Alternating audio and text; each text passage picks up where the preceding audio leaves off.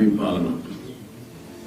తిరుమల తిరుపతి దేవస్థానంతోనే ప్రారంభం కావాలి ప్రక్షాళన.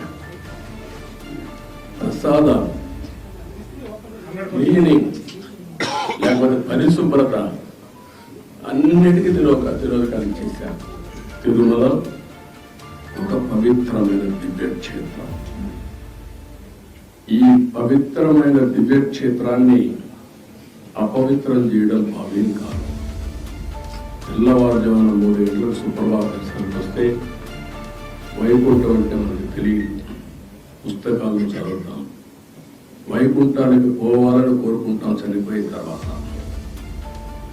ఆ సమయంలో ఇక్కడికి వచ్చి వెంకటేశ్వర స్వామి దర్శనం చేసుకుంటే వైకుంఠంలో ఉన్న అనుభూతిని కలుగుతుంది.